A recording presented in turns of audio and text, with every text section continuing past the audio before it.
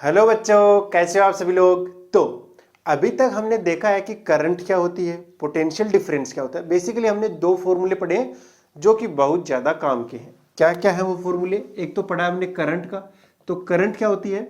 Rate of charge flow, यानी आवेश प्रवाह की दर। तो Q अपॉन टी, ये एवरेज करंट हो गई। एक पोटेंशियल डिफरेंस भी पढ़ा है, वीक बोलते हैं इसे।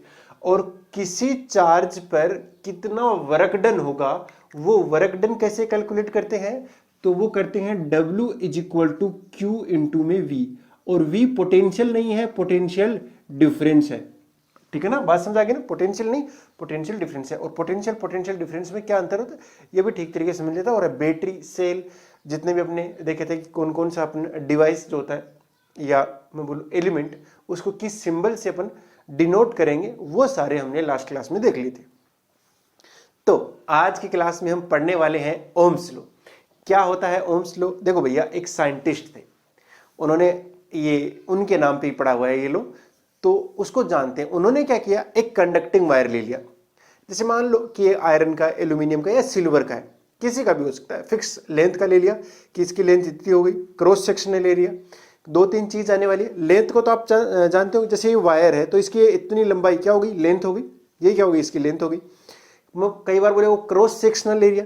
तो अगर मैं इसको ऐसे काटूंगा परपेंडिकुलरली, यहां पर परपेंडिकुलरली काटना है, ऐसे तिरछा नहीं काटना है, परपेंडिकुलरली। तो जब परपेंडिकुलरली काटोगे तो एक सरफेस उभर के आएगी। ऐसे देखो, इसके सामने से काटने के बाद कैसा दिखाई देगा, एक सर्कुलर दिखाई देगा।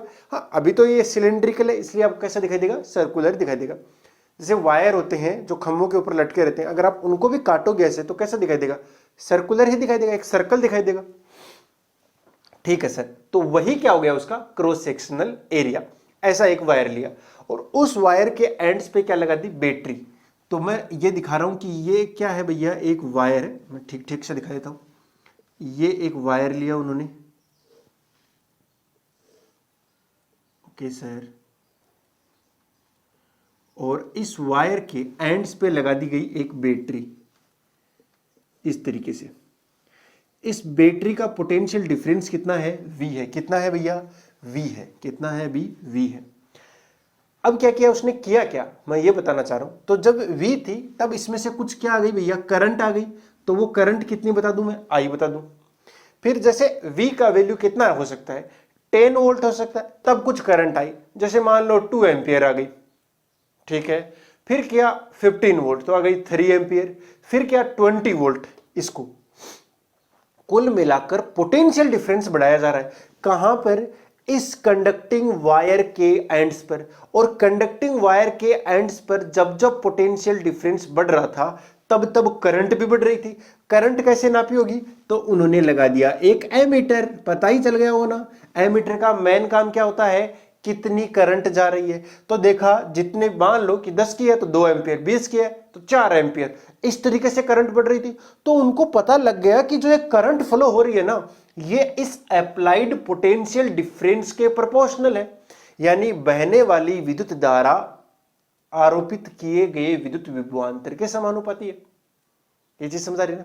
हाँ, तो यही ओम्स लॉ है, बेसिकली यही ओम्स लॉ है। क्या है ओम्स लॉ, कि अगर अपन किसी कंडक्टिंग वायर के एंड्स पे पोटेंशियल डिफरेंस अप्लाई करते हैं तो उसमें फ्लो होने वाली करंट उस पोटेंशियल डिफरेंस की क्या होती है, प्रोपोर्शनल होती है। फिर से बोलेंगे, किसी भी कंडक्टिंग वायर के एंड्स पर अप्लाई किया गया पोटेंशियल डिफरेंस, नहीं, किसी भी कंडक्टिंग वायर में फ्लो होने वाली करंट उसके एंड्स पर अप्लाई किए गए पोटेंशियल डिफरेंस के प्रोपोर्शनल होती है। इस तरीके से, यानी जो बहने वाली करंट है ना, वो V के समानुपाती होती है। तो इसका मैथमेटिकल जो रूप आता है वो क्या आता है, V प्रोपोर्शनल टू I आएगा। जो पोटेंशियल डिफरेंस अप्लाई किया गया है वो किसके प्रोपोर्शनल होगा, I के। या ऐसे बोल सकते हैं कि I किसके प्रोपोर्शनल होगा, V के। अब अपन को एक चीज करनी है, ये प्रोपोर्शनलिटी हटानी है। या बोलूं कि जब इसको हटाएंगे तो एक कांस्टेंट आएगा। क्या आएगा, कांस्टेंट। तो उस कांस्टेंट का नाम दिया गया R। क्या नाम दिया गया, R। तब से अपन क्या लिखने लग गए, V is equal to IR। और यही है ओम्स लॉ। मैथमेटिकली आप ऐसे याद रख लोगे, V इक्वल टू IR। लेकिन जब लिखने की बारी आएगी तो कैसे लिखोगे, 10th क्लास में हो सकता है बोर्ड एग्जाम के अंदर आपसे पूछ ले कि ओम्स लॉ को परिभाषित कीजिए, डिफाइन कीजिए, तो आप क्या लिखोगे? तो लिख देना किसी भी कंडक्टिंग वायर के एंड्स पर अप्लाई किया गया पोटेंशियल डिफरेंस उसमें फ्लो होने वाली करंट के प्रोपोर्शनल होता है। दूसरे तरीके से भी लिख सकते हो कि किसी भी कंडक्टिंग वायर के अंदर से फ्लो होने वाली करंट उसके एंड्स पर अप्लाइड पोटेंशियल डिफरेंस के प्रोपोर्शनल होता है ना। तो एक शॉर्ट एंड स्वीट में लिखवा देता हूं, current through conducting wire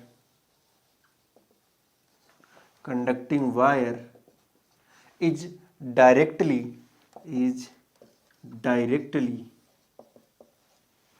proportional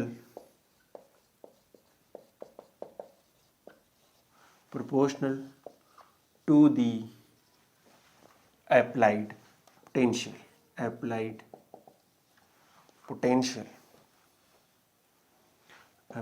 potential difference across its ends। ठीक है, इसके एंड्स के अक्रॉस, यानी इसमें से जो फ्लो होने वाली करंट है वो प्रोपोर्शनल होती है किसके? इसके एंड्स के अक्रॉस अप्लाई किए गए पोटेंशियल डिफरेंस के। ठीक है, आप इसको इजीली याद रख सकते हो। अरे इसमें कुछ याद रखने जैसा है ही नहीं ना। अब देखिए, मैं फिर से अगर आपको यूनिट रिमेंबर करवाना चाहूं तो देखिए, आई की यूनिट क्या होती है? एम्पियर होती है। क्यू की यूनिट क्या होती है? कुलाम होती है। टी की सेकंड, डब्ल्यू की जूल, क्यू कुलाम और वी की वोल्ट। इसके अंदर अगर आप ध्यान से देखोगे तो वी की यूनिट क्या होगी? वोल्ट होगी। और आई की यूनिट क्या होगी? एम्पियर होगी। तो आर की यूनिट क्या होगी? यही तो खास बात है। तो जो ये आर आया है ना, इस आर को क्या बोलते हैं? रेजिस्टेंस बोलते हैं। क्या बोलते हैं? रेजिस्टेंस। क्या बोलते हैं भैया? रेजिस्टेंस, यानी प्रतिरोध। आज से क्या नाम है पड़ गया इसका? आर का प्रतिरोध नाम निकला है। ठीक है, अब ये होता क्या है, वायर के अंदर कैसे पता लगेगा अपने को, ये सारी चीजें हैं। ठीक है ना। तो अपन पहले रेजिस्टेंस के बारे में जान लेते हैं ठीक तरीके से, उसके बाद में इससे रिलेटेड क्वेश्चन, इस फॉर्मूले से रिलेटेड क्वेश्चन करेंगे। ठीक है, तो पहले इसको जान लेते हैं। देखो, ये मेरे पास में वो कंडक्टिंग वायर है, आप ध्यान से देखते जाओ, ये कंडक्टिंग वायर है। अच्छा, कंडक्टिंग वायर होगा जैसे एल्यूमिनियम का होगा, सिलिकॉन का होगा, आयरन का हो सकता है या कॉपर का हो सकता है। ठीक है जी, तो मेरे पास में ये वायर होगा बढ़िया से। ठीक है सर, इस तरीके से। अब देखिए, इस वायर के अंदर मेनली क्या होंगे? जो इसको कंडक्टिंग बना रहे हैं, ये कंडक्टर क्यों है? क्योंकि इसके अंदर फ्री इलेक्ट्रॉन्स है। और वो फ्री इलेक्ट्रॉन आए कहां से हैं? हाँ सर, ये बात है। तो सर, जैसे एक एटम होता है, उसने क्या किया होगा? अपना एक इलेक्ट्रॉन दे दिया होगा। तो ये इलेक्ट्रॉन देते ये क्या बन गया होगा? एक पॉजिटिव आयन बन गया होगा ना जी सर। तो यहां पर बहुत सारे क्या बैठे होंगे? पॉजिटिव आयंस बैठे होंगे। पॉजिटिव आयंस का मतलब है कि वो मूव नहीं कर सकते, वो बहुत ज्यादा हैवी होते हैं, वो मूव नहीं करने वाले हैं। ठीक है ना। हाँ ओके सर। तो मूव कौन करता है? मूव करता है आपका इलेक्ट्रॉन, क्योंकि वो फ्री होता है मोशन के लिए। जी सर। तो जैसे ये इलेक्ट्रॉन है, तो इलेक्ट्रॉन क्या होगा? मूव करेगा, लेकिन मूव ऐसे नहीं करता। देखिए, दो तरीके से मूव कर सकता है। एक तो अभी ये अंदर फ्री है, तो फ्री तो मूव करेगा ही। इसके पास एक होती है थर्मल एनर्जी। अगर इसके पास थर्मल एनर्जी है ना, तो ये मूव करेगा ही करेगा। थर्मल एनर्जी अभी आपको पता नहीं होगा कितनी होती है, लेकिन होती है। 3/2 kT फॉर्मूले से निकाली जाती है। वो अभी आपके काम का नहीं है, बस आप ये जान लीजिए। लेकिन इसके अंदर क्या है भैया? बहुत सारे फ्री इलेक्ट्रॉन्स है, लेकिन वो तो मूव कर सकते हैं। जी सर, कर सकते हैं इजीली। अब देखिए, जैसे ही मैं बैटरी कनेक्ट करूंगा तो इधर वाला प्लस होगा, इसका मतलब होगा सारे के सारे इलेक्ट्रॉन इधर भागना शुरू कर देंगे। इलेक्ट्रॉन इधर भाग रहे हैं तो उसके अपोजिट डायरेक्शन में करंट इधर आएगी। ठीक है ना जी सर। तो देखिए, जैसे जैसे इलेक्ट्रॉन इधर आएंगे, तो ऐसा नहीं है कि वो सीधे रास्ते आएंगे, उनके बीच में कोई कांटे नहीं है। नहीं, उन्नति की राह में रोड़े और इलेक्ट्रॉन की राह में कांटे दोनों है। कैसे है भाई? तुम जरा ध्यान से देखो, ये इलेक्ट्रॉन जैसे भागना शुरू करे तो भागते भागते क्या होगा, इससे टकराएगा कि नहीं टकराएगा, टकराएगा सर। फिर हो सकता है वो उछल के जाएगा और इससे टकराएगा, फिर इससे टकराएगा। ये वाला इलेक्ट्रॉन मान लो कि इधर भागा, पहले इससे टकराया, फिर इससे टकराया, फिर किसी और से टकराया, फिर किसी और से टकराया, फिर किसी और से, ऐसे टकराते हुए आगे बढ़ रहे हैं। और मैंने क्या बोला था, करंट क्या होती है, रेट ऑफ चार्ज फ्लो, यानी चार्ज फ्लो होना चाहिए, चार्ज फ्लो होना चाहिए। तो जब चार्ज फ्लो होगा तो उसकी वजह से क्या आ जाएगी, करंट आ जाएगी। लेकिन यहां क्या हो रहा है, जैसे ही चार्ज फ्लो होना चाह रहा है, मतलब इलेक्ट्रॉन फ्लो होना चाह रहा है, वो बार बार क्या कर रहा है, टक्कर कर रहा है। क्या कर रहा है भाई साहब, इलेक्ट्रॉन बार बार टक्कर कर रहा है। टक्कर का मतलब हो गया सर एक तरीके से इसको क्या मिल रही है, बाधा मिल रही है। इसको क्या मिल रही है, बाधा। एक तरीके से जैसे वो नहीं होते दौड़ने वाले, जैसे एथलीट होते हैं और उसमें बैरियर लगा देते हैं, आपने देखा होगा, तो वो बैरियर के ऊपर से कूद कूद के जा रहे होते हैं, लेकिन बैरियर तो आया ना। हाँ, क्योंकि अगर विदाउट बैरियर दौड़ेंगे तो ज्यादा अच्छे से दौड़ पाएंगे, विद बैरियर होगा तो अच्छे से नहीं दौड़ पाएंगे ना। हाँ, मतलब उसी एक ही कैटेगरी वाले दौड़ रहे हैं तो उनमें कंपटीशन करा देते हैं, वो बात अलग है। लेकिन आप सोचिए तो सही, जैसे ही ये इसके भागा तो ये इससे भिड़ा, क्या मिला इसको, बैरियर मिला। क्या मिला है इस इलेक्ट्रॉन को, बैरियर मिल गया भैया। इसको क्या बोलेंगे, बाधा मिल गई। क्या मिल गई इसको, बाधा। वहीं से निकल के आता है कौन, रेजिस्टेंस, प्रतिरोध। आवेश प्रवाह की बाधा को प्रतिरोध कहते हैं, या फिर barrier of charge flow is known as resistance. तो मैं लिख देता हूं, barrier of charge flow is known as resistance. ठीक है भैया। क्या होगा, आवेश प्रवाह की बाधा को ही प्रतिरोध कहते हैं। क्या कहते हैं, प्रतिरोध कहते हैं। ओके जी, ये बात समझ आ गई ना, बहुत बढ़िया। ठीक है ना, इतना समझ आया, ये डेफिनेशन समझ में आई। हो क्या रहा है, अब देखिए, किसी भी कंडक्टिंग वायर में क्या होती है, हीट प्रोड्यूस होती है, और हीट जितनी ज्यादा टक्कर करेगा, जितना ज्यादा भिड़ेगा, उतने ही ज्यादा क्या होगी, हीट प्रोड्यूस होगी। उसी की वजह से क्या होता है, वायर गर्म हो जाता है। अरे वायर गर्म हो जाता है, मतलब जैसे बल्ब लगा रखा है, बल्ब भी गर्म हो जाता है। कुछ और आपने इलेक्ट्रॉनिक आइटम लगा रखे हैं तो वो भी क्या हो जाएंगे, गर्म हो जाएंगे धीरे धीरे जैसे जैसे काम करेंगे, क्योंकि क्या हो रही है, धड़ाधड़ टक्कर होती जा रही है। आपने इसको नोट कर लिया होगा। ठीक है, अब आगे बढ़े। चलो सर आगे बढ़ते हैं। अब ये रेजिस्टेंस डिपेंड किस चीज पे करता है, देखो भैया, ये फैक्टर जिनके ऊपर डिपेंड करता है, फैक्टर्स, मैं लिख देता हूं, factor on which R depends, मतलब प्रतिरोध जिन घटकों पर निर्भर करता है उन घटकों के नाम लिखने। कौन कौन से फैक्टर पर निर्भर करता है, आप ऐसे सोचिए कि जैसे वो दौड़ने वाले हैं, है ना, और वो दौड़ जितनी लंबी होगी उतने ही ज्यादा क्या मिलेगा, बैरियर मिलेगा। यानी जितना लंबाई होगा, क्योंकि चार्ज को एक जगह से दूसरी जगह जाना है, यस और नो, तो जितना लेंथ ज्यादा होगा उतना ही बैरियर ज्यादा होगा, उतनी ही बाधा ज्यादा होगी। मतलब जितना लेंथ ज्यादा तो प्रतिरोध भी ज्यादा, रेजिस्टेंस भी क्या हो गया, ज्यादा। यानी देखो, इतने यहां से यहां पहुंचना था, रेजिस्टेंस कम होगा, यहां से यहां थोड़ा ज्यादा और ज्यादा बढ़ रहा है, क्योंकि अब जाते हुए वो ज्यादा टक्कर करेगा ना, धड़ धड़ धड़ धड़ धड़ धड़ धड़ धड़ धड़ धड़ भिड़ते हुए जाएगा। और जब ज्यादा भिड़ते हुए जा रहा है, ज्यादा टक्कर करते हुए जा रहा है, ज्यादा कोलिजन करते हुए जा रहा है, तो ज्यादा दूर जाने में ज्यादा जोर नहीं आएगा, क्या, चार्ज को ज्यादा जोर आ रहा है, ज्यादा जोर आ रहा है, इसलिए रेजिस्टेंस भी क्या हो जाएगा, ज्यादा हो जाएगा। यानी एक चीज मुझे जो समझ में आई वो आई लेंथ ऑफ वायर। क्या भैया, लेंथ ऑफ वायर, यानी तार की लंबाई। और तार की लंबाई पे कैसे डिपेंड करता है वो प्रोपोर्शनल होता है। क्या होता है भैया, मैं लिख दूं यहां पर, R directly proportional to L. क्या होता है, R directly proportional to L.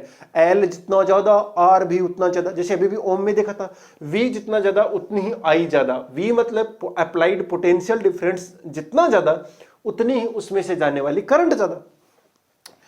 दूसरी चीज देखो, एक गेट है, मान लेते हैं एक गेट है, इसमें से ऐसे 10 इलेक्ट्रॉन जा रहे हैं या 10 इलेक्ट्रॉन छोड़ो, अभी आदमी जा रहे हैं। एक गेट है, उसमें से 2 लोग गए अभी, तो वो आसानी से चले जाएंगे ना, चले जाएंगे ना, ठीक है सर चले जाएंगे। लेकिन अगर लोग 10 आ गए तो आसानी से नहीं जा पाएंगे, एक साथ तो नहीं जा पाएंगे ना। और अगर 100 लोग आ गए तो, अब देखिए लोगों को कांस्टेंट कर लेते हैं, जैसे मान लेते हैं 10 ही हैं लोग, कितने लोग हैं, 10 लोग हैं, उनके लिए हमने इतना चौड़ा गेट रखा है ना, चौड़ा सारा गेट रखा, इतना चौड़ा, तो इसमें वो आसानी से चले गए। फिर कम कर दिया तो इस बार ऐसे इधर जा, तो इधर जा, तो इधर जा, ऐसे करते हुए जा रहे हैं ना। जी सर, थोड़ा और कम चौड़ा कर दिया, थोड़ा और कर दिया, अरे भाई एकदम से जाने दोगे कि नहीं जाने दो किसी को। यानी अगर जो क्रॉस सेक्शनल एरिया, जैसे मैंने बोला था ना ये वायर है, तो इस वायर का क्या होगा, एक क्रॉस सेक्शनल एरिया जिसको बोलते हैं अनुप्रस्थ काट क्षेत्रफल। मैं इधर लिख देता हूं, हाँ यही लिखना पड़ेगा अपने को, क्रॉस सेक्शन एरिया, अनुप्रस्थ काट क्षेत्रफल।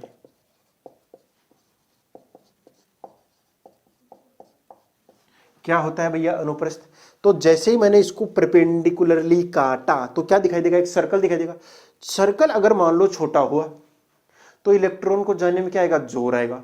अगर सर्कल बड़ा हुआ, इलेक्ट्रॉन आसानी से जाएंगे ना, आसानी से जाएंगे, जाओ जाओ जाओ, बढ़िया है बढ़िया, जाओ जाओ जाओ, अच्छा है। तो भैया इसका मतलब होगा सर, अगर ए जितना ज्यादा होगा रेजिस्टेंस उतना ही कम हो जाएगा, उतनी ही बाधा कम मिलेगी जी। यानी गेट जितना ज्यादा चौड़ा उतना ही रेजिस्टेंस कम मिलेगा, कम जोर आएगा इलेक्ट्रॉन को अंदर जाने में। ये चीज तो समझ आ गई ना। तो जिसको काटेंगे तो काटने पे क्या बनता है, एक पृष्ठ बनती है, उसी पृष्ठ का जो एरिया होता है उसे ही क्या बोलते हैं, क्रॉस सेक्शन एरिया, अनुप्रस्थ काट क्षेत्रफल। और जो ये रेजिस्टेंस आ रहा है वो उससे क्या होता है, इनवर्सली प्रोपोर्शनल होता है। यानी आर क्या होता है, इनवर्सली प्रोपोर्शनल होता है। ये 2 फैक्टर समझ में आ रहे हैं ना जी सर। कुछ एक और भी फैक्टर होते हैं जिनको मैं टाइम के साथ में डिस्कस कर लूं। चलो अभी कर लेते हैं तीसरा भी, टेम्परेचर। क्या भैया, टेम्परेचर, हिंदी में बोलते हैं इसको तापमान। देखो ये तार आपको समझ में आ रहा है ना, तार के अंदर यहां फ्री इलेक्ट्रॉन है, यहां वो बैठा हुआ है मनहूस पॉजिटिव आयन जो मूव नहीं करता है, आके बढ़ेगा, दूसरा बढ़ेगा, तीसरी बढ़ेगा, बढ़ेगा बढ़ेगा। अब देखो अगर ये जल्दी जल्दी आके बढ़े तो स्पीड से आए और फिर बढ़ जाए, फिर स्पीड से बढ़ जाए तो ज्यादा टक्कर करेगा। हाँ तो देखो अगर मैंने टेम्परेचर बढ़ा दिया, अगर मैंने टेम्परेचर बढ़ा दिया तो क्या होगा, जैसे ही टेम्परेचर बढ़ेगा तो इलेक्ट्रॉन की स्पीड बढ़ जाएगी, इलेक्ट्रॉन जल्दी जल्दी भागेगा। तो देखो ये इलेक्ट्रॉन फ्री था, इसको भाग के आना है इस तरीके से, ठीक है ना, ये आएगा ऐसे बढ़ेगा, फिर इसके बढ़ेगा, फिर इसके बढ़ेगा। पहले जब आ रहा था कम टेम्परेचर पे तो ये धीरे धीरे आ रहा था, तो यानी जो लेने वाला टाइम था वो कम था ना। हाँ अब इलेक्ट्रॉन स्पीड से आ रहा है तो इसको लगा यार बहुत ज्यादा बाधा है, बहुत भिड़ना पड़ रहा है, बहुत टक्कर करनी पड़ रही है, हमसे नहीं हो पाएगा क्योंकि वो बहुत स्पीड से आ रहा है। जैसे ही टेम्परेचर बढ़ा तो स्पीड बढ़ गई इलेक्ट्रॉन की, वो जल्दी जल्दी भागेगा, और अगर जल्दी जल्दी भागेगा तो जल्दी जल्दी टक्कर करेगा, और जल्दी जल्दी टक्कर करेगा तो उसे लगेगा कि रेजिस्टेंस बढ़ गया है, क्योंकि टक्कर यानी बाधा को ही तो अपन रेजिस्टेंस बोलते हैं ना। इसका मतलब हुआ सर जो आर होता है वो प्रोपोर्शनल होता है किसके, टी के, ठीक है ना। इसका आप इतना ही ध्यान में रखो इस चीज को, ठीक है ना, बाकी ज्यादा ध्यान में रखना। अपन जो भी पढ़ेंगे ना वो इन दोनों के ऊपर पढ़ेंगे, ठीक है ना। एक नया फॉर्मूला भी आने वाला है कि अगर अपन एक बार टेम्परेचर को कांस्टेंट मान लेते हैं फिर रेजिस्टेंस को पढ़ते हैं। देखिए रेजिस्टेंस बढ़ता तो है टेम्परेचर बढ़ने के साथ साथ, ये बात पक्की है, कंडक्टर का बढ़ता है, लेकिन बढ़ता किसका है, सिर्फ कंडक्टर का बढ़ता है, बाकी का घटता भी है, ठीक है ना। अगर कंडक्टर हुआ तो उसका टेम्परेचर बढ़ता है, रेजिस्टेंस बढ़ता है टेम्परेचर बढ़ने के साथ में। ये 2 चीजें अच्छे से समझ में आ रही हैं, लेंथ ऑफ वायर और क्रॉस सेक्शन एरिया। जी सर आगे बढ़े फिर, नहीं आगे नहीं बढ़ रहा, मैं इसको मिटा रहा हूं, इसको आप नोट कर लेना टेम्परेचर वाले को। अब देखिए जब इन दोनों फैक्टर को ही कंसीडर करना है तो अपने को ऐसा लगना है ना कि आर किस किस के प्रोपोर्शनल हो गया, एक सेकेंड, आर किस किस के प्रोपोर्शनल हो गया, आर सर प्रोपोर्शनल हो गया एक तो एल के और इनवर्सली प्रोपोर्शनल हो गया ए के। एल मतलब जितना ज्यादा दूर जाने में ज्यादा जोर आएगा, जोर ज्यादा आएगा तो आर के प्रोपोर्शनल हो गया। ए जितना ज्यादा चौड़ा रहेगा यानी एरिया ज्यादा रहेगा, तो मैं चौड़ में चलूंगा ना एकदम, ऐसे ऐसे नहीं चलना पड़ेगा ना मेरे को जी। अगर आराम से जा रहा हूं मैं तो रेजिस्टेंस कम हो गया, तो यानी ए ज्यादा तो रेजिस्टेंस कम। ये देखो नीचे आ रहा ना, अगर ये ज्यादा हुआ तो आर क्या हो जाएगा, ऑटोमेटिकली कम हो जाएगा।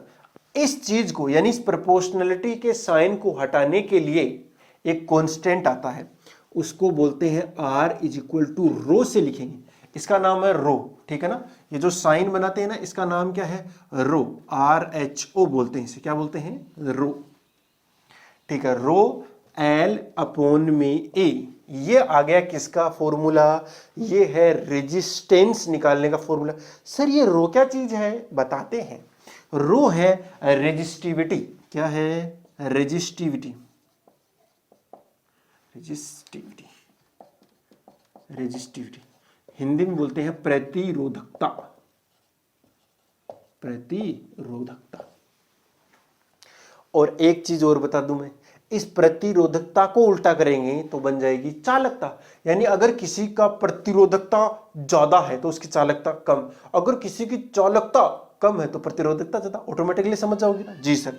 तो 1 अपॉन रो को लिखते हैं सिग्मा से, यानी इसको जैसे ही उल्टा करूंगा मैं, रो को मैंने क्या कर दिया उल्टा, तो ये क्या बन गई सिग्मा, और इसको बोलते हैं कंडक्टिविटी, क्या बोलते हैं, कंडक्टिविटी। रो को रेजिस्टिविटी, इसके उल्टे को कंडक्टिविटी, कंडक्टिविटी यानी चालकता। अच्छा, रेजिस्टिविटी, कंडक्टिविटी, ये सारी चीजें पल्ले पड़ गई ना, ओके। तो देखिए मैं फिर से रिकॉल करवाता हूं, रेजिस्टेंस उतना ज्यादा होगा जितनी ज्यादा लंबाई होगी, एरिया जितना ज्यादा रेजिस्टेंस उतना ही कम। टेम्परेचर वाला एक इफेक्ट है कि जैसे जैसे टेम्परेचर बढ़ेगा तो स्पीड बढ़ेगी, स्पीड बढ़ेगी, टक्कर ज्यादा करेगा, टक्कर ज्यादा करेगा तो रेजिस्टेंस भी ज्यादा होगा। लेकिन अगर इन दोनों को कंसिडर किया जाए तो आर प्रोपोर्शनल आता है एल अपॉन ए के, और अगर प्रोपोर्शनलिटी साइन हटाना है तो आता है रो, तो R is equal to rho L by. अब देखिए सर हमें ये तो समझ में आ गया कि रेजिस्टेंस आर पे एल पे डिपेंड कर रहा है, एक ए पे कर रहा है। देखिए भाई ये रो पे भी कर रहा है, और रो चीज क्या है सर, हमें ये अभी तक समझ थोड़ा कम आ रहा होगा शायद, ठीक है क्या बेसिकली। देखो ये रो जो चीज है ना वो हर मटेरियल के लिए अलग अलग होती है, लेकिन हर मटेरियल की कांस्टेंट होती है, चाहे उसकी लेंथ और एरिया कुछ भी रखो। बात समझ रहे हो ना। देखो हर लेंथ, हर वायर का अगर लेंथ और एरिया अलग अलग हुआ तो उसका रेजिस्टेंस भी अलग अलग आएगा। जैसे मान लो आपने कॉपर का 3 वायर बनाए जिनकी तीनों की लेंथ अलग अलग है, क्रॉस सेक्शन भी अलग अलग है, अगर सिर्फ लेंथ अलग अलग है तो भी रेजिस्टेंस क्या आएगा, अलग अलग ही आएगा। लेकिन तीनों की रेजिस्टिविटी जो होगी वो सेम आएगी, क्योंकि वो मटेरियल पे डिपेंड करती है। ये जो रेजिस्टेंस आ रहा है ना वो किस पे डिपेंड करता है, बेसिकली रेजिस्टिविटी। और रेजिस्टिविटी किस पे डिपेंड करती है, वो करती है मटेरियल पे। जैसे मान लो आपने आयरन का ले लिया तो वो तो रेजिस्ट करेगा, सेम लेंथ का same cross section area same to same ले लिया, और वहीं पर एक लकड़ी का ले लिया, जैसे वुड का ले लिया, है ना, दोनों की लेंथ क्या है, सेम की सेम, दोनों का एरिया भी क्या है, same to same, but resistance दोनों का क्या आएगा, अलग अलग। वो अलग अलग बनाता कौन है, वो बनाता है रो, क्योंकि वो मटेरियल पे डिपेंड करता है ना। अब लकड़ी वाले का तो रेजिस्टेंस बहुत हाई हो जाएगा, उसमें तो करंट जाती ही नहीं है ना, लेकिन आयरन वाले का तो कम आएगा क्योंकि उसमें से तो करंट जाती है। यही तो बात समझ में आई ना। अगर जिसके लिए इतनी ज्यादा रेजिस्ट कर रहा है कोई चीज, इतनी ज्यादा बाधा आ रही है, पहली बात तो जैसे वुडन ब्लॉक है उसमें फ्री इलेक्ट्रॉन नहीं होते, अरे भागने के लिए फ्री इलेक्ट्रॉन तो चाहिए, तो वुडन वाले में तो वही नहीं है, तो उसका रेजिस्टेंस बहुत ज्यादा है। ये सारे जो फैक्टर होते हैं ना कि इसके अंदर फ्री इलेक्ट्रॉन है कि नहीं है, या एवरेज जो चीजें निकाली जाती हैं उन सबसे निकाला जाता है रो। अभी आपको इतना ज्यादा डिटेल के अंदर नहीं जाना है, वरना मैं सब चीजें बताता आपको, अभी आप मत जानो इस चीज को, ठीक है ना। आप ये जानो कि ये चीज डिपेंड किस पर करती है, तो रो डिपेंड करता है सिर्फ और सिर्फ मटेरियल पे, यानी पदार्थ पर। किस पर डिपेंड करता है, मटेरियल पे डिपेंड करता है। पदार्थ का मतलब क्या हुआ सर, एजी जैसे सिल्वर हुआ तो उसका अलग रहेगा, आयरन हुआ तो उसका अलग रहेगा, कॉपर हुआ तो उसका अलग रहेगा, वुड का रहा तो अलग रहेगा, डायमंड का रहा तो अलग रहेगा, ग्रेफाइट का रहा तो अलग, सबका क्या है, अलग अलग है। देखिए जरा ध्यान से, ये जो सिग्मा आया है ना इसको सिग्मा बोलते हैं, इस छोटे वाले जिनको क्या बोलते हैं, सिग्मा। और ये सिग्मा क्या है, कंडक्टिविटी को है। ये किस चीज को बताता है, जिसका सिग्मा ज्यादा होगा, यानी ये वाली चीज जिसकी ज्यादा होगी वो इलेक्ट्रिसिटी को उतना ही ज्यादा कंडक्ट करेगा, उतना ही ज्यादा बढ़िया से कंडक्ट करेगा। हाँ, तो आपकी बुक के अंदर एक लिस्ट भी दे रखी है, सिग्मा सबसे ज्यादा किसका होता है। कुल मिलाकर मैं क्या पूछना चाह रहा हूं, कंडक्टिविटी किसकी ज्यादा होती है, यानी चालकता सबसे ज्यादा किसकी होती है, वो है एजी। यानी सिल्वर जो मेटल होता है ना उसकी कंडक्टिविटी सबसे ज्यादा होती है। सबसे ज्यादा, जितने भी अभी तक ज्ञात मेटल्स है ना उनमें सबसे ज्यादा होती है किसकी, एजी यानी सिल्वर। तो आपने देखा होगा कि जितने भी मोटर होती हैं, जैसे पंखे के अंदर एक मोटर लगी होती है, जितने भी रोटेटिंग ऑब्जेक्ट्स होते हैं ना, मतलब जैसे आपकी मिक्सी हो, ग्राइंडर हो, उन सब में एक मोटर जरूर लगी रहती है। वो मोटर किसकी बनाई जाती है, कॉपर की बनाई जाती है, क्योंकि कॉपर की कंडक्टिविटी बहुत अच्छी होती है। सिल्वर की भी होती है, सिल्वर के लगाना कॉस्टली पड़ जाएगा।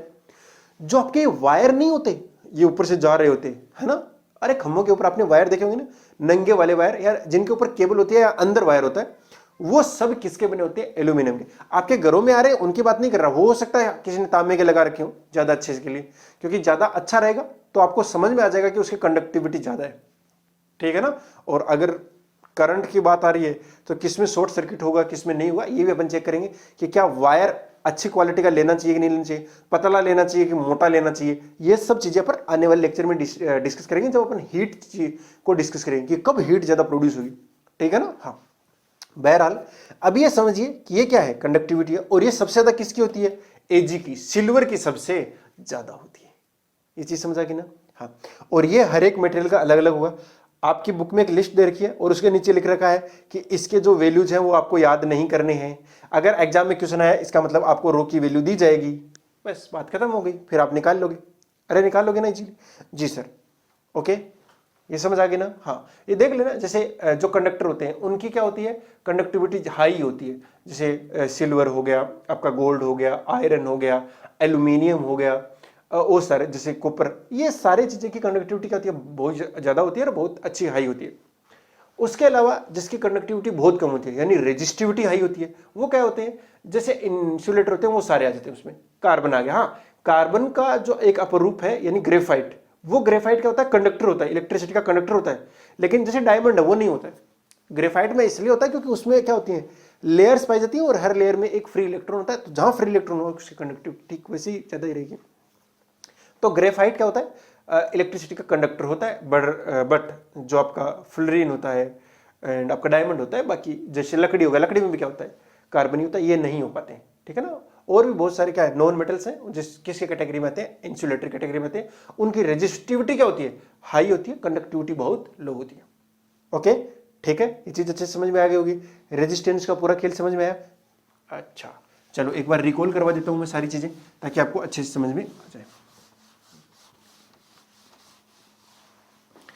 तो रेजिस्टेंस होती क्या है भैया, होता क्या है, आवेश प्रवाह की बाधा, ठीक है ना, बैरियर ऑफ चार्ज फ्लो, ये होता है रेजिस्टेंस। और ये डिपेंड किस चीज पे करता है सर, डिपेंड करता है एक तो लेंथ पे, जितनी ज्यादा लेंथ होगी डिवाइड बाई करेंगे एरिया सर, और एक आता है रो पर, और रो क्या होता है, हर एक मटेरियल का अलग अलग होता है। इस तरीके से अपन निकालते हैं। और सर जो रेजिस्टेंस होता है वो टेम्परेचर के साथ सीधे क्या होता है, प्रोपोर्शनल होता है, क्योंकि जैसे ही टेम्परेचर बढ़ेगा तो इलेक्ट्रॉन की स्पीड बढ़ जाएगी, और इलेक्ट्रॉन की स्पीड बढ़ जाएगी तो ज्यादा टक्कर करेगा, ज्यादा टक्कर करेगा तो रेजिस्टेंस भी बढ़ जाएगा। कुल मिलाकर बैरियर बढ़ गया, बैरियर बढ़ गया तो रेजिस्टेंस भी बढ़ चुका है। ओके, कूल, ये चीजें समझ में आई आपको। अब एक दो न्यूमेरिकल कर लेते हैं ताकि आपको ठीक तरीके से ये चीजें समझ में भी आ जाए कि अभी तक जो पढ़ा है वो न्यूमेरिकली हमने कर सकते हैं कि नहीं कर सकते हैं। तो आपकी बुक के अंदर एक लिस्ट सी दे रखी है, आप उसको ध्यान से देखेंगे तो उसमें जैसे कंडक्टर है, उसमें सिल्वर का नाम सबसे ऊपर ही ऊपर होगा, उसके बाद में कॉपर का होगा, एल्यूमिनियम का होगा। ये जो आपको दे रखा है साइड में वो रेजिस्टिविटी है, और रेजिस्टिविटी सबसे कम किसकी है, कॉपर की है, सिल्वर की है, ठीक है ना। उसके बाद में कॉपर, उसके बाद में एल्यूमिनियम, इस तरीके से। तो एल्यूमिनियम तीसरे नंबर पे आता है। इसलिए हमने जो ये वायर होते हैं ना, जो अपने एक पोल से दूसरे पोल पे लगे होते थे, वो किसके बनाए होते हैं, एल्यूमिनियम के। उसके बाद में जैसे कुछ एलॉय दे रखे यानी मिश्र धातु हैं, जिसके अंदर किसका नाम है, एक कॉन्स्टेंटिन है, एक मैग्नीन है, उसके अलावा निक्रोम है, इस तरीके से। उसके बाद में जैसे इंसुलेटर्स आ गए, कौन कौन से, कांच आ गया, एबोनाइट आ गया, डायमंड आ गया, आपका पेपर आ गया यानी वुडन ब्लॉक, इस तरीके से चीजें आई थी, ठीक है ना। हाँ, जो क्वेश्चन है वो क्या है और उसको कर लेते हैं। तो आप पहला क्वेश्चन अगर ध्यान से देखेंगे तो वो क्या है, यदि किसी विद्युत बल्ब के तंतु का जो रेजिस्टेंस है वो कितना है, 1200 ओम, यानी आपको जो आर दिया हुआ है वो कितना दिया हुआ है, 1200 दिया हुआ ना, हाँ 1200 ओम, ये दे दिया आपको आर। ये है ओम का साइन, ठीक है ना, आपने लिखा नहीं होगा शायद ओम, या मैंने लिखवाया भी नहीं, ये ऐसे लिखते हैं ओम का साइन, ठीक है, OH ओम। ओके, ठीक है। एंड ये जो बल्ब है 220 वोल्ट स्रोत से कितनी करंट लेगा? तो V की वैल्यू दे रखी है कितनी? 220 वोल्ट। V मतलब वोल्ट। अच्छा, पहला पार्ट है, तो पहले पार्ट के लिए क्या करेंगे अपन? ये एज ए वाला जो पार्ट है, तो करंट निकालनी है अपन को। V is equal to I R लगा देंगे, तो I इज इक्वल टू कितना आ जाएगा? V अपॉन में R। तो V की वैल्यू कितनी है बोलो? 1200 डिवाइड बाई R की वैल्यू कितनी है? 220। एक जीरो से एक जीरो गया, अब ये कितना बच गया? 120 बट्टा 22। 22 पंजे 110 होता है वैसे, है ना? 22 5 110 होता है। एंड उसके बाद में कितना बच जाएगा? ये 2 बचेगा। 5.0 समथिंग आएगा क्या इसका आंसर? उल्टा कर दिया गया। अच्छा, तो V की वैल्यू कितनी है? 220 और R की वैल्यू कितनी है? 1200। इससे ये गया, इसके बाद में तो ये आएगा 1 पॉइंट समथिंग और 0.1 कुछ है आएगा। हाँ, ये 22 है ना, बात तो जाता नहीं है, 8 टाइम्स जाएगा वैसे, 12 दूनी 24, 0.18 एम्पियर। यस, यही है इसका करेक्ट आंसर भी। सेकंड वाला जो पार्ट है इसी का, वो क्या बोल रहे हैं कि इस जैसे हीटर है उसका जो रेजिस्टेंस है, उसका रेजिस्टेंस कितना दिया हुआ है? 100 ओम है, ठीक है जी। और सोर्स जो है वो कितना है? 220। देखिए इसमें जो जो मेन चीज बताना चाह रहा है वो बताना चाह रहा है रेजिस्टेंस। अगर इसका रेजिस्टेंस ज्यादा हुआ तो करंट कम आएगी। इसका रेजिस्टेंस कम है ना, इसके कंपैरिजन में काफी कम हो गया, तो इसकी करंट ज्यादा आएगी। तो करंट आएगी कितनी? वो आती है V अपॉन R, क्योंकि V दोनों में ही सेम है। 220 डिवाइड बाई 100, तो 100 से कैंसिल कर दो, 2.2 एम्पियर। इसके अंदर देखो 0.18 आ रहा है ना, और उसके इसमें तो 1 भी नहीं हो पाया पूरा पूरा, 1 से बहुत पीछे रह गए। तो हाँ, ये कितना? 2.2 एम्पियर, काफी ज्यादा करंट आ गई जी सर। अगला जो क्वेश्चन है वो क्या बोल रहा है? जब कोई आपका इलेक्ट्रिक हीटर है उसको 4 एम्पियर करंट लेता है, मान लेते हैं हीटर है, वो करंट कितनी ले रहा है? तो आपको जो वैल्यू गिवन है वो किसकी गिवन है? आई। आपको क्या गिवन है? आई गिवन है। ओके, तो अब जो गिवन है उसको लिखते जाएंगे। ये आपका 12.4 हो गया सर। यस, तो गिवन है आपको V, सॉरी आई, क्या गिवन है? आई, और वो कितना है? 4 एम्पियर गिवन है। तब उसके टर्मिनलों के बीच जो पोटेंशियल डिफरेंस है V, वो कितना है? 60 वोल्ट। ओके, ठीक है जी सर, एक कंडीशन तो ये दे दी। अब आगे जो क्वेश्चन पूछ रहा है वो कि करंट उस टाइम कितनी लेगा जब पोटेंशियल डिफरेंस कितना कर दिया जाएगा? 120 वोल्ट कर दिया जाएगा। कितना कर दिया जाएगा? इसके दो तरीके हैं, दोनों तरीके मैं बताता हूं, बहुत शानदार शानदार है। देखिए पोटेंशियल डिफरेंस 60 से कितना कर दिया? 120। ध्यान से देखो, ये डबल नहीं हो गया क्या? ये 2 गुना हुआ कि नहीं हुआ? जी सर। और ओम ने क्या बोला था कि जो करंट फ्लो करती है वो पोटेंशियल डिफरेंस के प्रोपोर्शनल होती है, यानी अगर इसको डबल किया है तो ये भी क्या हो जाएगी? डबल। अगर आप ओम्स लॉ लगा के सीधा 8 एम्पियर लिख देते हो तो करेक्ट आंसर हो गया। लेकिन एक तरीका और है, ये तो तरीका नंबर 1 हुआ। तरीका नंबर 2 क्या है? वो है कि पहले R की वैल्यू निकाल लीजिए। अगर R एक बार आ गया तो वो तो बदलेगा नहीं। हाँ, और R की वैल्यू होती कितनी है? V अपॉन आई, क्योंकि V इज इक्वल टू कितना होता है? IR। तो R इज इक्वल टू आएगा 60 अपॉन 4, क्योंकि 60 वोल्ट है और ये 4 है, तो कितना आएगा? 8 एम्पियर, 8 ओम। कितना? सॉरी गलत कर रहा हूं। तो 60/4 कितना आएगा? वो आ जाएगा 15 ओम। ठीक है जी सर। इस वाले केस में R का पता लग गया मुझे। R का पता कितना लगा भैया? 15 ओम। वो पहले से ही पता लग गया क्योंकि यही चीज काम में आने वाली है। V आपको गिवन है तो I आ जाएगा। I कितना होता है? V अपॉन में R। V की वैल्यू कितनी है? V की वैल्यू है 120 डिवाइड बाई 15। डिवाइड करके देख लो कितना आएगा? 8 आएगा, 8 एम्पियर। क्या आंसर आया कि नहीं आया? आ गया। या तो ऐसे कर लीजिए, या जब आप ओम्स लॉ सीधा लगाना चाहोगे तो क्या लिख देना? उसका स्टेटमेंट लिख देना कि अकॉर्डिंग टू ओम अप्लाइड जो the current flow in a circuit या in a wire is directly proportional to the applied potential difference. तो अगर if potential difference get double, है ना, यहां डबल हो गया, तो इसका मतलब करंट भी क्या हो जाएगी? Current will also be double. ठीक है, सीधा लिख दीजिए 8 ampere. Okay sir, okay sir, okay. Question number जो भी है 12.5 वो कर लेते हैं। देखिए किसी जो आपका 1 मीटर लेंथ दे रखा, आपको कितनी दे रखी है 1 मीटर, एल दिया हुआ है, तो दिया हुआ कितना है 1 मीटर, टेम्परेचर 20 डिग्री सेंटीग्रेड पर, जो रेजिस्टेंस है आर वो कितना दिया हुआ है 26 ओम दिया हुआ है। बढ़िया सर। और तार का जो डायामीटर है क्या दिया हुआ है, डायामीटर, मैं इसे लिखता हूं ताकि आपको भी ठीक तरीके से समझ में आए। तो डायामीटर कितना दिया हुआ है 0.3 mm, और 0.3 mm हर चीज को ऐसा यूनिट में लिखना है, तो ये कितना आएगा 0.3 मिली है, तो मिली का मतलब हो जाएगा 10⁻³ मीटर, यानी 1000 का भाग देना है, तो 1000 का भाग देने का मतलब ही क्या हो गया 10⁻³ होता ही है। ठीक है सर, तो ये डायमीटर आया है, रेडियस नहीं आई है अभी तक, तो रेडियस भी लिख लो, तो रेडियस क्या हो जाएगी इसकी आधी हो जाएगी, और इसका आधा कितना होता है 0.15 हो जाएगा। इसका आधा कितना होगा 1.5 नहीं होगा क्या, बिल्कुल हो जाएगा 1.5, 0.15। ठीक है, कोई समस्या है क्या? Okay, into 10⁻³ metre. अगर रेडियस की जरूरत पड़ेगी तो अपन लिख लेंगे। ओके सर, इससे पूछा है कि रेजिस्टिविटी क्या है, रेजिस्टिविटी पूछिए। अच्छा, तो इसका मतलब है सर रो की वैल्यू पूछिए। जी सर, आपको उस टेबल का यूज करना है जो 12.2 है, उसका यूज करना है।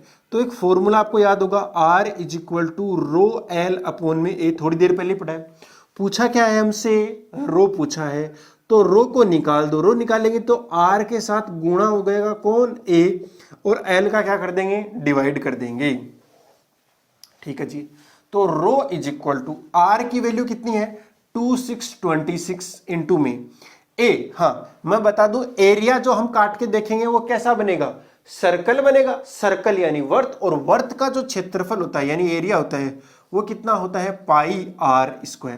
मैं छोटा r लिख देता हूं क्योंकि बड़ा r हम रेजिस्टेंस के लिए यूज कर रहे हैं, तो छोटे r का मतलब हो गया रेडियस। ठीक है ना?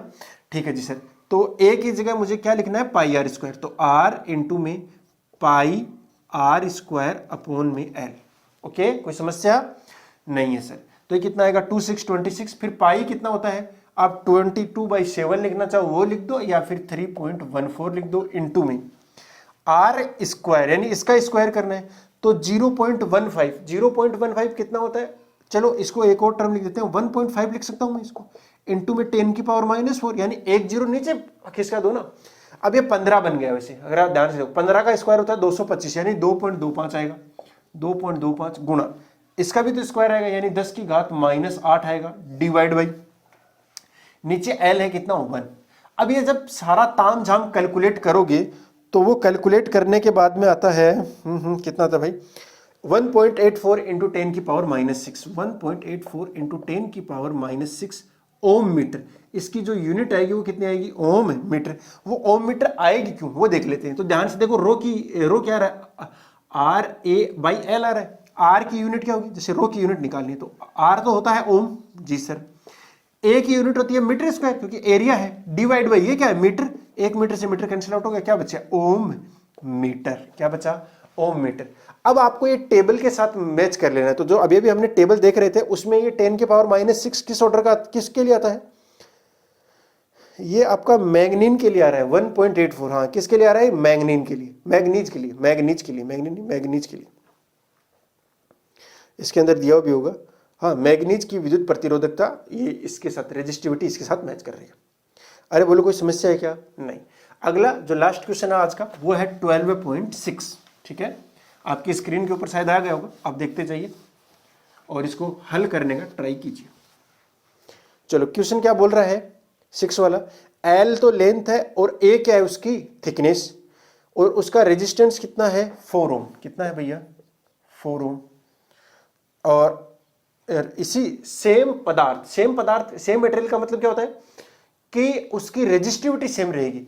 यानी इधर चाहे दो आप तार ले रहे हो, लेकिन जैसे मान लो दोनों के दोनों किसके बने हुए हैं, कॉपर के ही बने हुए हैं, तो दोनों कॉपर के बने हुए, तो कॉपर के लिए तो रो क्या हो गया सेम ही हो गया ना। अगर दोनों हैं तो दोनों जैसे एल्यूमिनियम के किसी के भी ले लो, लेकिन दोनों सेम मटेरियल से बने हुए हैं, ये कहना चाह रहा है। तो सेम कहने का मतलब क्या हो गया, रो सेम है।